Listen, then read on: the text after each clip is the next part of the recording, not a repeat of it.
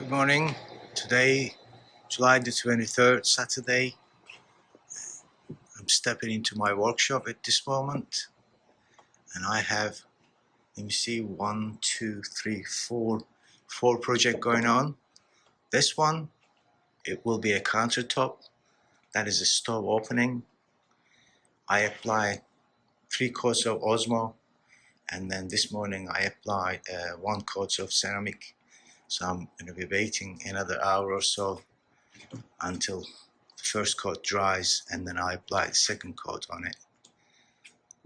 This one is going to go to cornrow, and it's an American black walnut. It's a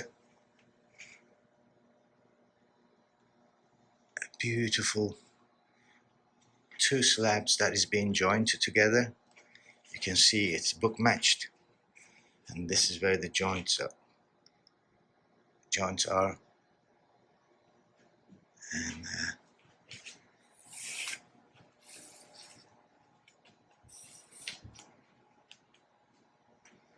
I love this wild grains.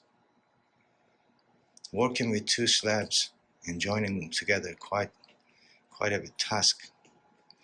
And this one, it is almost 12 foot long, and the narrowest part of the 2 slabs, 54 I think. And again, it's been joined together, and you can see the color difference. This is not being book matched because of the angle of the edges, so I had to reverse book match it, and that's why you will be able to see. That's where the actual joint is, but that's a handmade joint. I use 5.5 Lee Nielsen and Clifton planer. I love this section here, and some of you might think that why didn't I fill those gaps with epoxy, but that was the customer's preference. So they wanted to see that natural inner growing bark. That is beautiful.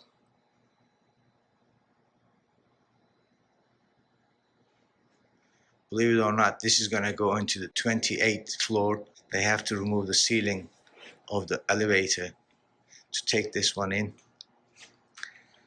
This one is the complete furniture that is just gorgeous. There's no room for me to just walk around. It's like a maze.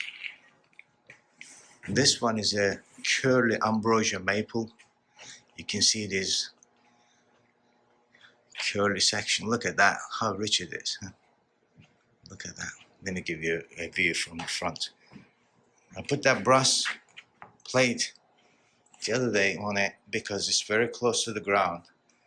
So I didn't want the end grain suck the moisture in, so it might get affected. So I covered that, sealed the back of it, and then I made that plate. And look at that.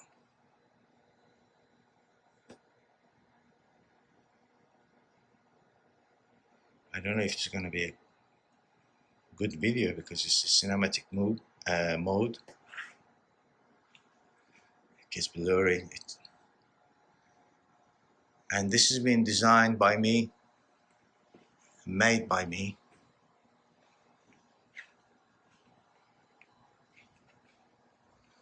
Oh, by the way, that green cloth is just protection. I've been hitting my head there numerous times.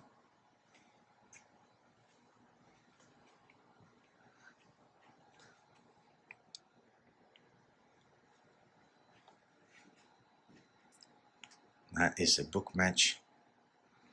Again, this is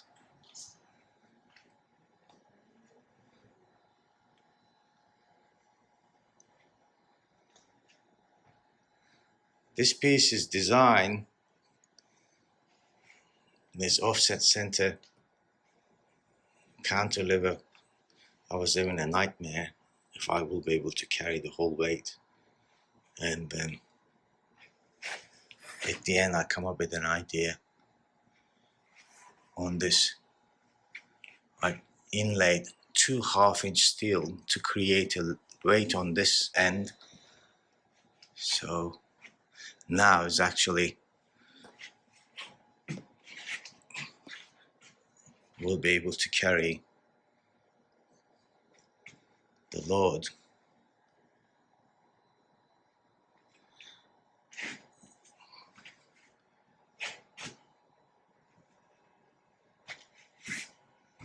This is the another end.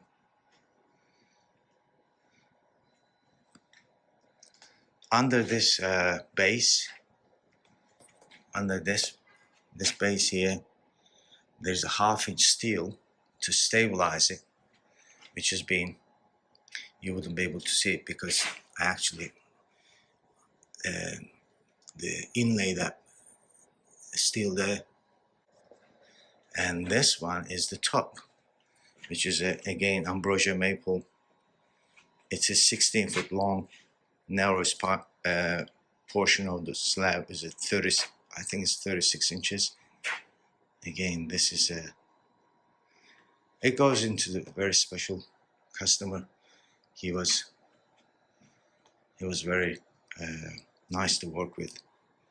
These are little butterflies. That those gaps has been this time filled with epoxy, clear epoxy. Those are natural crack. I try to keep the piece as natural as possible. In fact, sometime when I was hand planing the top, I left the planer ridges. So there are certain furnitures that you have to respect the nature of the wood instead of trying to make it what's the word I'm looking for? Here, there's like, for instance, here I left it plainer ridges there. There's another butterfly. Yeah, what I was saying is, for this particular design, exception of base, that top on its own is a slab. So I respect the nature, and I didn't want to sort of trying to humanize the nature, fill in all this gap with some sort of besides the epoxy. The purpose of epoxy here, obviously, just so it's not going to be any food crumbles or any kind of dust and the dirt is going to accumulate there. But here, for instance, I didn't want to flatten this or get rid of those planer marks. I just deliberately left them there. I show you this. This one is going. These are ambrosia maple as well, but it will be a shelf. That's a gorgeous piece of wood. It's loaded. Look at that. This tree must have been going through hell. Look at those curly. Well, some portion of the world they call ribbon. I mean, not ribbon. What's the word? I can't remember. So, as you can see, in my workshop, there is no room to work because I'm putting the finish. I can't make it dust, and there is no room for me to walk around. That's the overall base. That is. Besides the craftsmanship on this piece, I mean, the wood on its own, it just absolutely gorgeous. Look at that. It is. This workshop is actually, I'm working here for Clark's Hardwood Lumber, and these are all belongs to Clark's Hardwood Lumber. So that one is, as I was saying, that first time I use Osmo quite often In fact, that's the only finish I use. But I was having some problem with the water stain.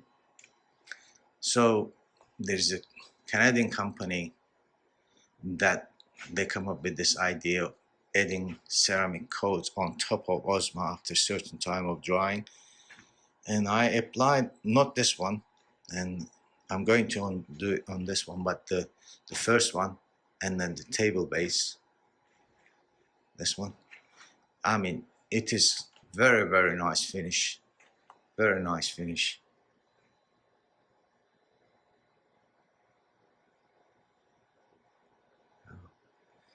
Anyway,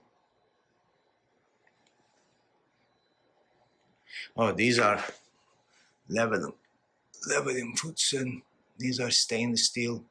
One of them carries 700 kilograms, which is I don't know how many pounds. It's close to, I think, 1,000 pounds or so.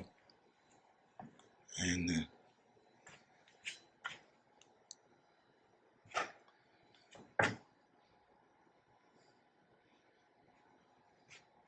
while we are on the subject, that if some of you wonder how these